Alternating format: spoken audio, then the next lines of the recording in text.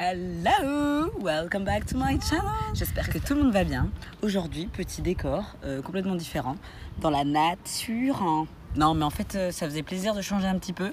Il fait beau, il fait bon, les oiseaux chantent, les gens jouent au foot. Donc s'il y a un petit bruit de fond, c'est normal. C'est parce que les gens se permettent de profiter de la vie. Et je ne suis pas là pour leur casser ce plaisir, parce que je fais de même. Je suis trop contente de vous retrouver aujourd'hui comme d'habitude. Vraiment, je vous remercie. On continue d'augmenter en tant que petite chaîne qui commence, donc ça fait trop plaisir. Dans la vidéo d'aujourd'hui, je voulais aborder le thème qui concerne les messages cachés, les messages subliminaux, etc.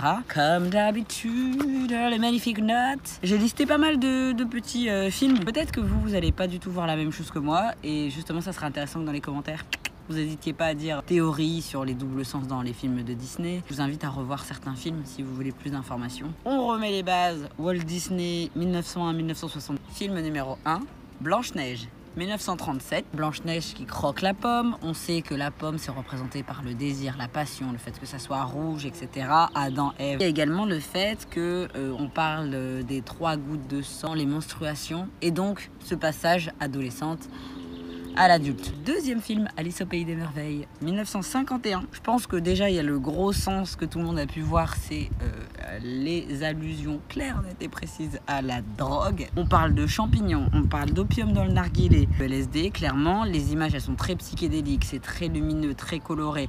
Il y a beaucoup de spirales, etc. L'auteur britannique, donc le réel auteur Lewis Carroll lui-même était consommateur. On tombe dans le terrier d'un lapin, c'est-à-dire qu'on est vraiment bas, on est vraiment au plus mal. Elle est dans un autre monde, ça c'est clair, elle est au Pays des Merveilles. Tout est dans le titre. Film numéro 3, La Belle au bois dormant, 1959. On est sur une nana qui dort paisiblement dans un lit. Il y a un mec qui se lève un jour et se dit « je vais l'embrasser » sans lui demander son accord parce qu'elle dort. Plus dans les contes réels, on est carrément sur de l'abus. Sortie de son sommeil, en fait, elle est enceinte. Donc je vous laisse imaginer ce qu'il lui a fait pour qu'elle tombe enceinte. Quatrième film, Rox et Rookie, 1981. Toi t'es un renard, moi je suis un chien, toi t'es ci, il y a une chouette je crois, toi t'es voilà. Tout ce qui est catégorie, un renard doit rester avec un renard, etc. Donc il y a aussi cette critique de rangs sociaux. À un moment donné, ils ont beau être amis depuis qu'ils sont petits, bah ça se bouscule parce qu'en grandissant, on leur fait comprendre qu'ils peuvent pas rester ensemble. Il y aurait peut-être la thématique également de l'homosexualité, parce qu'il y a pas mal d'indices qui portent à croire qu'ils seraient en fait plus qu'amis. Hein. Le fait qu'ils se caressent beaucoup, le fait qu'il y ait une réelle rupture comme une rupture sentimentale, le fait que tout simplement dans leur titre, quand il y a les 2 prénoms, en tout cas des protagonistes, Disney l'a fait autrement quand c'était pour des amis. Donc il y a pas mal d'hypothèses à ce niveau-là. Il faut aussi savoir qu'on est en 1981, c'est l'année où le sida a été découvert aux États-Unis. Et il y a beaucoup d'Américains catholiques à l'époque qui ont pensé que ce virus a été mis sur la place publique pour éradiquer la population homosexuelle. Est-ce qu'on n'a pas essayé de faire passer un message? Je ne sais pas. 5e film, La Petite Sirène, en 1990. C'est un peu ce côté sacrifice, sois belle et tais-toi. On a aussi des parallèles avec les standards de beauté. Elle, en tant que personne, elle est singulière parce qu'elle a une queue, hein, elle a une queue de poisson, faire de la chirurgie esthétique. Et puis il y a également le clin d'œil au niveau de sa pose finale, un petit peu comme ça, avec ses cheveux sur le côté, dans la même pose qu'une statue qui se trouve à Copenhague, dans la capitale danoise. Elle est faite par Edwards Erika, et elle s'appelle La Petite Sirène de Copenhague. 6e film, le fameux, le seul, l'unique, Le Roi Lion. Scar, donc le méchant de l'histoire. Au niveau de la chanson, soyez prêtes. En fait, Scar, il fait une propagande sur le nouveau fonctionnement qu'il pourrait mettre en place.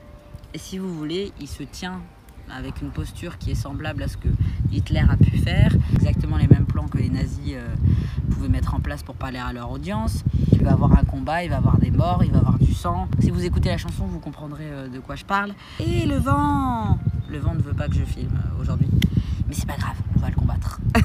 7e film, Le Bossu de Notre-Dame, 1996. Esmeralda, qu'est-ce qu'elle vit? La voit à plusieurs reprises, hein, où il y a, je sais plus le nom du méchant, mais il passe derrière elle, il lui met clairement une main aux fesses. Enfin, il est tout le temps en train de relooker son décolleté, donc elle est l'objet. Clairement, Esmeralda, c'est un objet pour les hommes. Dans le film, c'est vraiment ça. Mulan, donc là on est en 98. Le sexisme.